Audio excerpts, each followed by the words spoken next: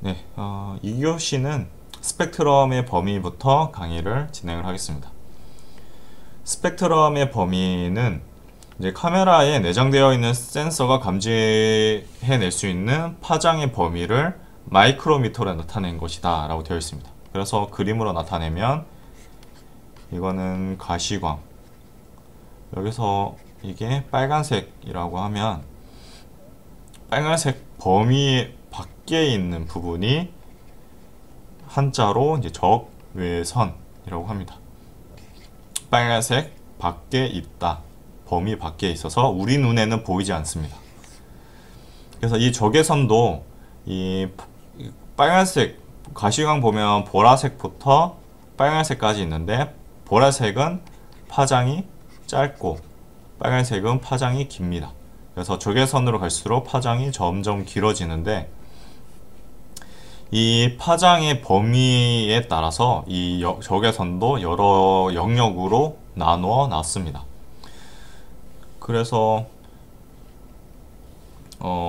파장이 뭐 예를 들어서 스펙트럼 범위가 2마이크로미터부터 5마이크로미터에 달하면 중파장 적외선 범위고, 이거 같은 경우에는 대부분의 가스 감지 카메라가 이 정도의 스펙트럼 범위를 가지는 적외선 파장대를 이제 센싱하는 그런 센서를 쓴다라고 하고, 일반적인 열화상 카메라 같은 경우에는 장파장 영역의 그런 스펙트럼을 감지하는 센서를 사용한다라고 합니다.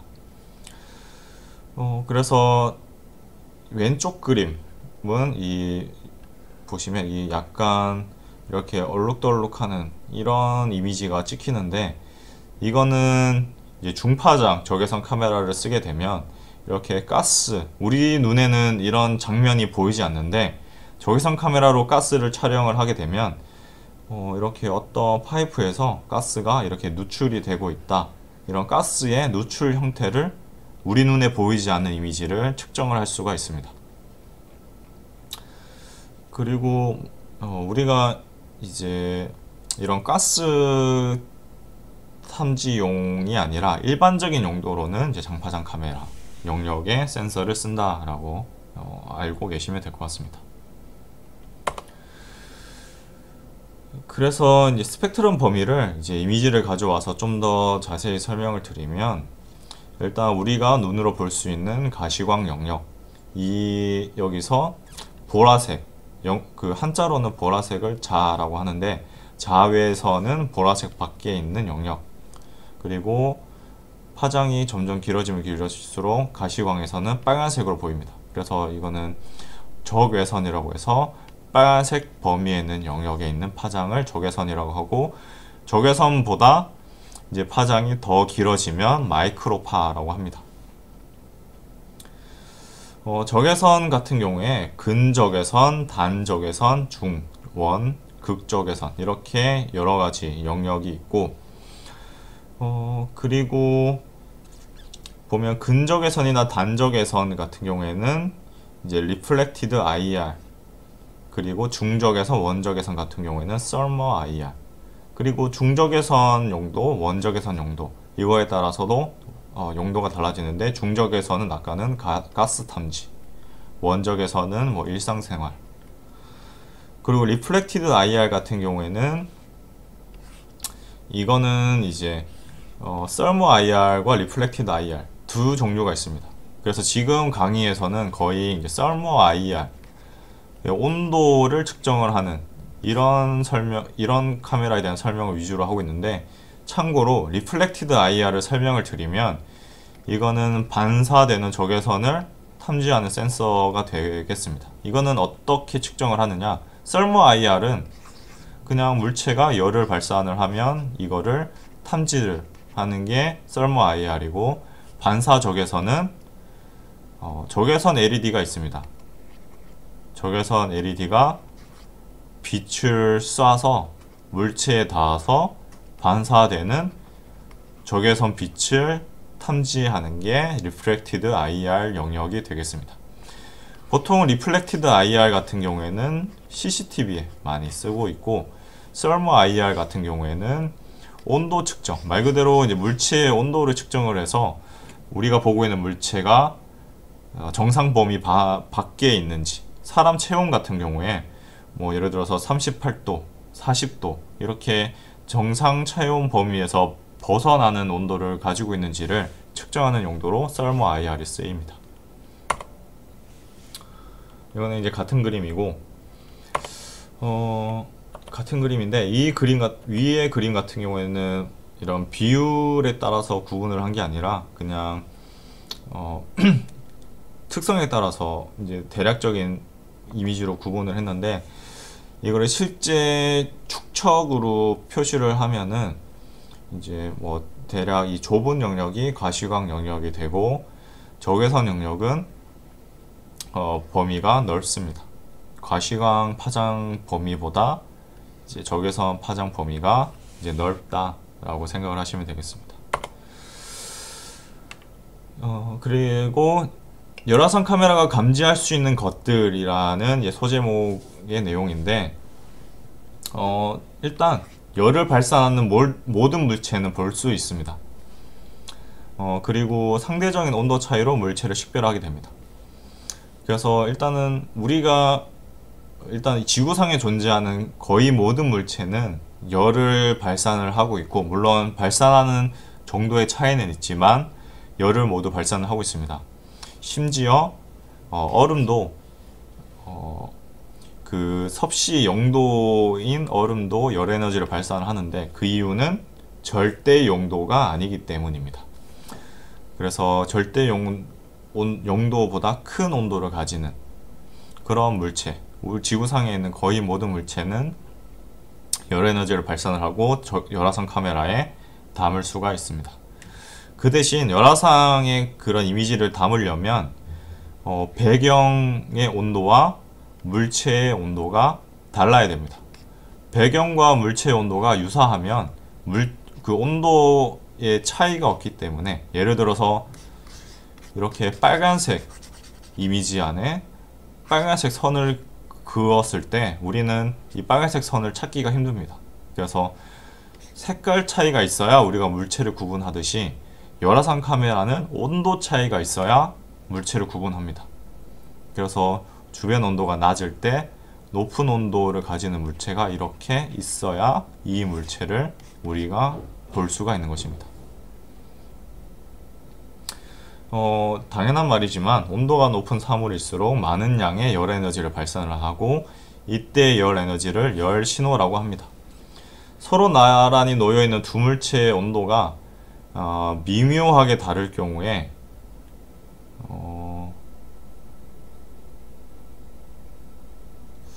두 물체 온도가 이거는 좀 말이 지금 다시 보니까 이상한 것 같은데, 이거는 일단 빼겠습니다. 열화상 카메라는 완전히 어두운 곳이나 연기가 가득한 환경에서도 사용자가 사물을 정확히 식별을 합니다.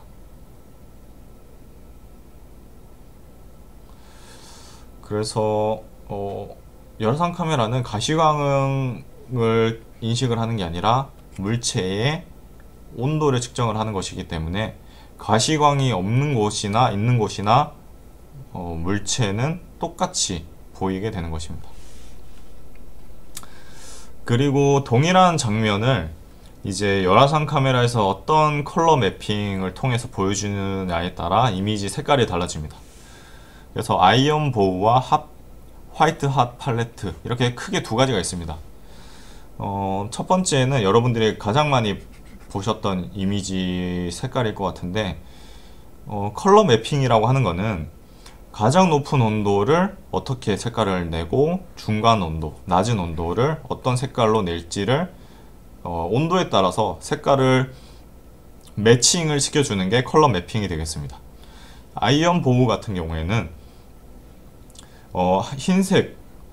흰색일수록 가장 뜨거운 온도는 흰색이고,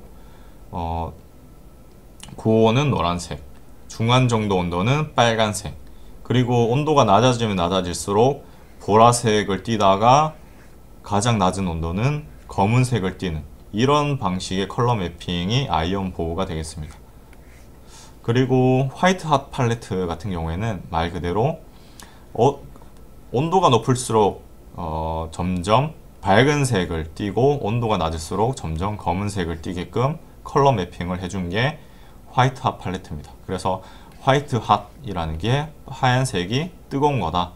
반대의 경우도 있습니다. 어떤 거는 뜨거울수록 검게 보이게 컬러 매핑을 하는 경우도 있습니다. 이거는 그 열화상 카메라의 프로그램에 따라서 이제 다양한 이런 컬러 팔레트들이 존재를 하고 사용자가 눈으로 봤을 때 눈에 잘 띄는 그런 컬러 팔레트를 선택을 하면 됩니다.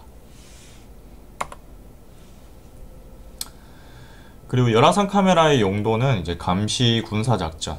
그래서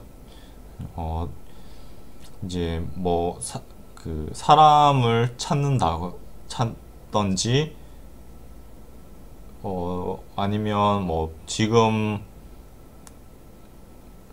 이제 우리 주변에 있는 그런 물체들이 사람인지 사람이 아닌 동물인지 아니면 뭐 그냥 지형 직물인지를 볼 수 있게끔 그런 용도로 쓸 수 있는 게 이제 감시 군사 작전이 되겠습니다. 그리고 건물 준공 검사. 그래서 건물 벽의 습기나 단열, 지붕 이런 것들을 측정할 수 있습니다.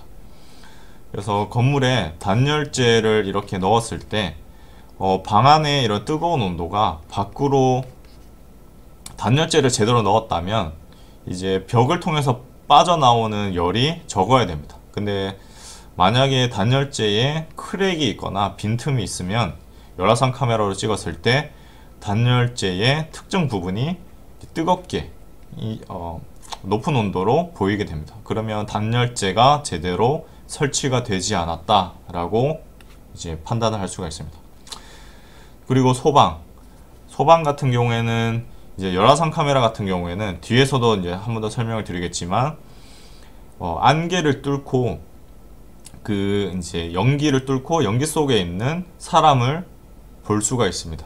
그래서 소방 용도로도 쓸 수 있고 자율주행 차량 같은 경우에는 가시광 카메라 같은 경우에는 어둡거나 안개가 많이 끼면 주변 사물이나 특히 사람을 발견하지 못하는데 열화상 카메라를 쓰면 안개가 끼어 있거나 어두워도 이제 사람과 같이 자동차가 주위에서 피해야 되는 사물들을 이제 인식을 할 수 있게 되는 것입니다. 그리고 피부 온도 검사, 산업 검사, 과학 연구 이런 것들을 쓰입니다. 그리고 이제 감시 군사 작전과 관련해서 여러분들이 또 하나 알고 계시는 게 있을 수도 있을 것 같습니다. 이런 뭐 FPS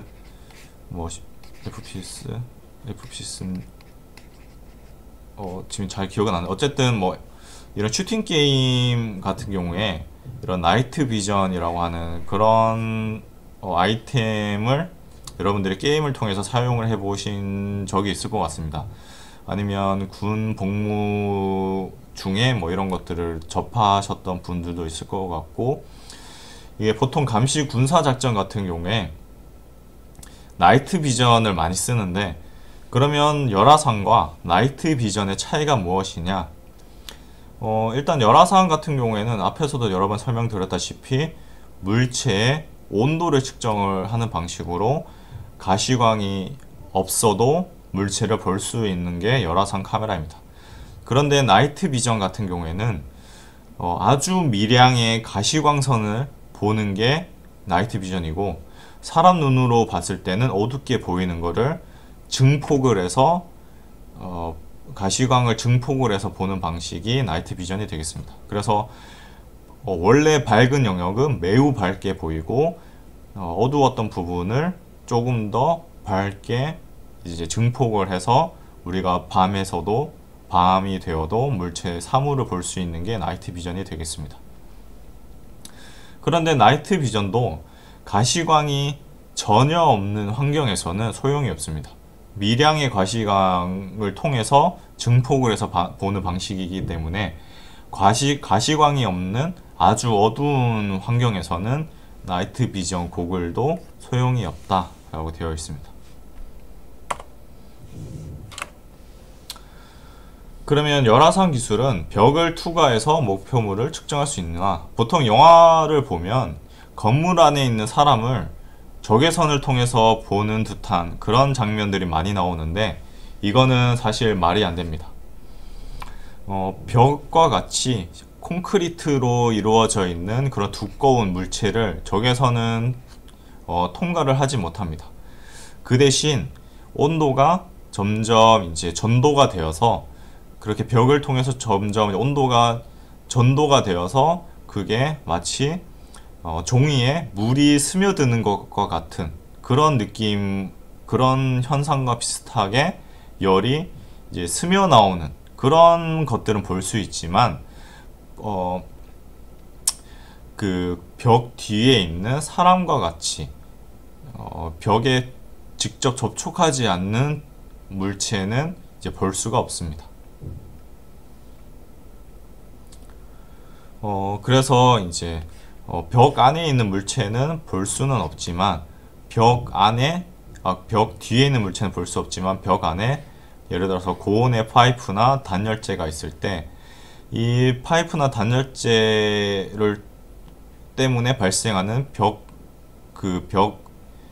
상에 그런 미세한 온도차가 발생을 하게 되고, 그래서 단열재가 있는 영역은 조금 온도가 낮고 단열재가 없는 부분은 온도가 높게 측정이 됨으로 인해서 벽 속에 있는 단열재의 형상이나 아니면 벽 안에 예를 들어서 물이 셀 경우에 물이 새는 부분은 아무래도 온도가 낮아지기 때문에 그런 누수와 같은 그런 현상들도 열화상 카메라를 통해서 벽 표면에서 보이는 온도 차이를 통해서 이런 이상 상태를 점검을 할 수가 있습니다.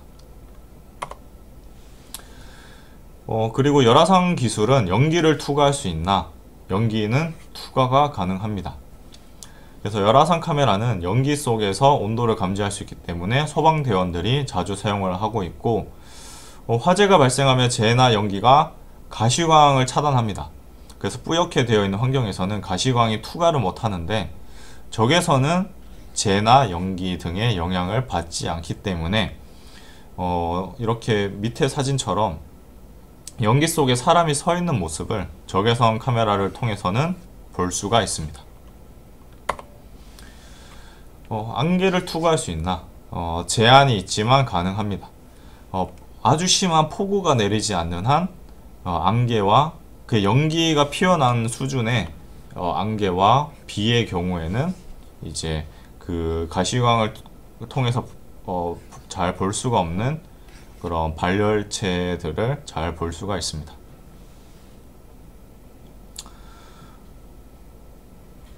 그래서 이제 자동차 업체들이 자율주행차에 열화상 카메라를 쓰는 이유가 이제 이런 이유가 되겠습니다.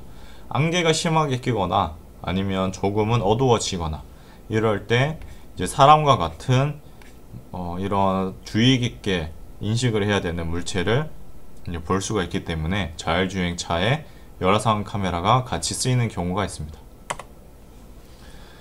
열화상 기술은 유리를 투과할 수 있나? 절대로 불가능합니다.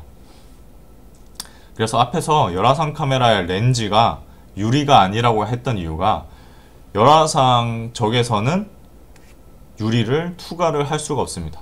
적외선 세상에서는 유리가 마치 거울처럼 보입니다. 그래서 이렇게 유리를 우리가 열화상 카메라를 통해서 유리 밖에 있는 이런 나무들을 찍게 되면 밖에 있는 나무의 온도가 측정되는 게 아니라 유리를 바라보고 있는 우리 모습이 측정이 됩니다. 그 이유는 유리가 마치 거울처럼 적외선의 입장에서는 유리가 거울과 같은 역할을 하기 때문에 유리 밖에 있는 사물이 보이는 게 아니라 유리를 바라보고 있는 우리의 모습이 반사돼서 보입니다. 그래서 이 부분을 잘 모르는 사람들이 있을 것 같은데, 이게 이런 이유 때문에 적외선 카메라의 렌즈는 유리를 쓰지 않습니다. 그 대신 게르마늄과 같은 적외선이 투과할 수 있는 다른 물질이 사용이 된다라고 합니다. 열화상 기술은 플라스틱을 투과할 수 있나? 이거는 이제 플라스틱의 두께에 따라서 이제 부분적으로 가능합니다. 그래서 적외선은 플라스틱을 통과하기 때문에 열화상 카메라는 플라스틱 뒤에 있는 목표물을 찾아낼 수 있다고 합니다. 그 대신 얇은 플라스틱, 뭐 얇다의 기준이 어느 정도일지는 애매할 수도 있는데 우리가 쉽게 말해서 이제 비닐과 같은 이런 정도의 플라스틱은 투과가 된다라고 합니다.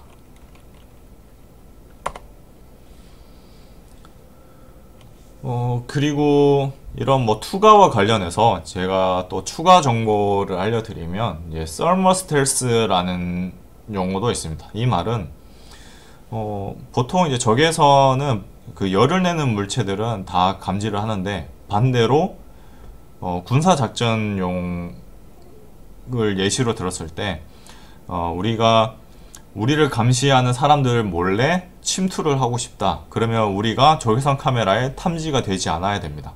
그래서 우리의 체온이 드러나지 않게 숨기는 숨기는 그런 역할을 하는 그런 물질들이 있는데, 이런 물질들을 쓰면 원래는 이렇게 사람의 전체 형상이 보이지만 이렇게 스텔스 물질로 얇은 비늘로 그 적외선을 투과를 못하게 하는 얇은 비닐을 쓰게 되면 이렇게 우리의 몸을 숨길 수가 있습니다. 자동차 같은 경우에도 예를 들어서 스텔스 페인트를 칠했다라고 하면 이제 열화상 카메라에서는 보이지 않게 만들 수가 있습니다. 열화상 카메라 드론용 제품을 이제 설명을 드리겠습니다. 플리어, 앞에서 이제 두 업체를 설명을 드렸는데 그 중에 가장 대표적인 업체 플리어에서 판매하는 드론용 그런 카메라가 있습니다. 보면은 이제 보면 이제 카메라 제품 종류가 뭐 산업용 카메라 제품 종류에 여러 가지가 있는데 휴대용 열화상 카메라, 그리고 뭐 딥러닝 추론 카메라, 가스 감지 카메라, 뭐 고정형, 머신 비전, 그 밑에 항공 키트 분야가 있습니다. 항공 키트 같은 경우에는 일반적으로 가볍게 만들거나 짐벌 장치에 카메라를 부착을 해서 이제 드론, 멀티콥터형 무인 항공기에 탑재할 수 있는 형태로 판매가 되고 있는 카메라 제품이 되겠습니다. 그래서 이렇게 이제 올인원 제품, 긴발까지 통합형으로 만들어진 제품도 있고, 아니면 이렇게 가볍게 만들어진 제품도 있습니다. 그래서 이제 플리어에서 개발해서 판매하는 제품인 이런 플리어 뷰 TG20 제품을 한번 영상을 통해서 보겠습니다. 보면은 이제 일반적인 열화상 기능을 하고 있고, 열화상 카메라 기능을 하고 있고, 다만 좀 특징이 이렇게 그 카메라가 두 개가 듀얼 모드 카메라가 되겠습니다. 이 듀얼 모드는 우리가 요즘 이제 출시되는 스마트폰 같은 경우에 카메라가 이제 2개 이상, 3개, 뭐 여러 개가 달린 카메라가 출시가 됐는데, 이 스마트폰 같은 경우에 이렇게 카메라가 여러 개 달리는 이유가 광각 렌즈와 망원 렌즈, 이런 렌즈의 종류별로 카메라를 여러 개를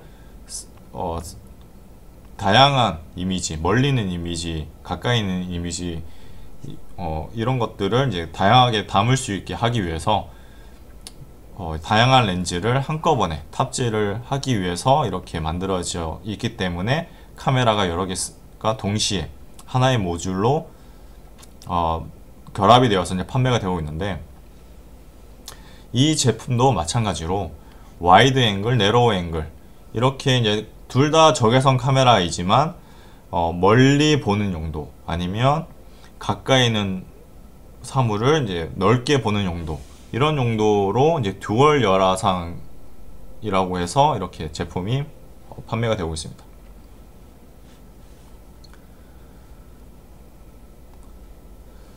그래서 이제 열화상이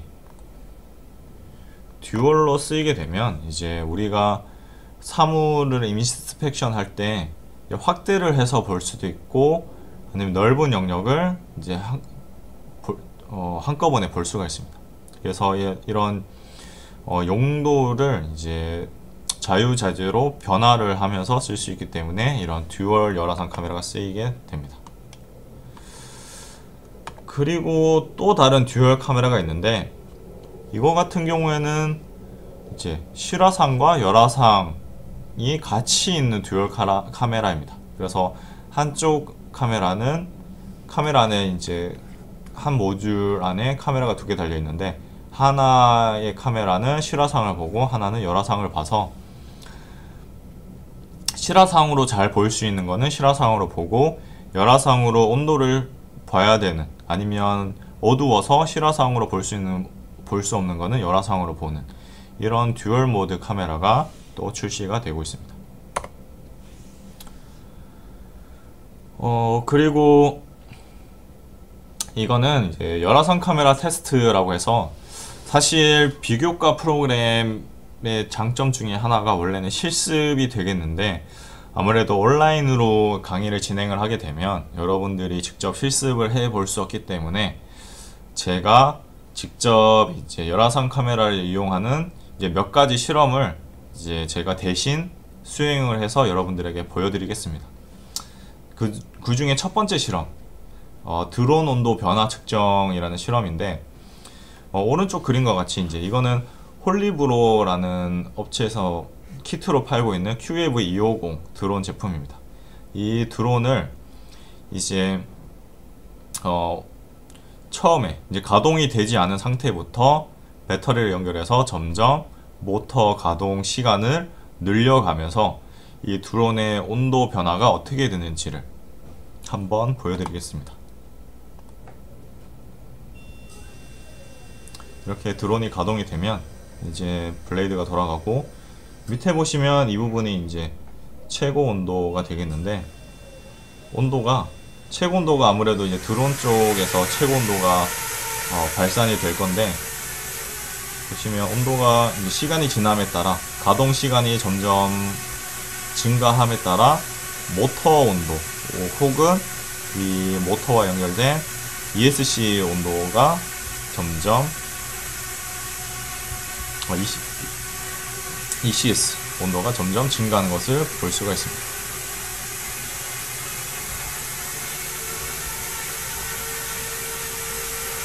보면 이제 가동 시간이 2분을 넘어가는 순간 30도까지 올라갔고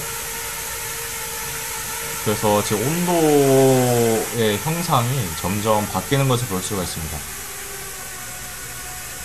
모터는 점점 뜨거워지고 있고 그 외에 바디 부분은 온도가 거의 그대로고 배경은 역시 온도 변화가 없고 이런 서머 피처라고 하는데 이런 온도 변화를 이제 볼 수가 있습니다.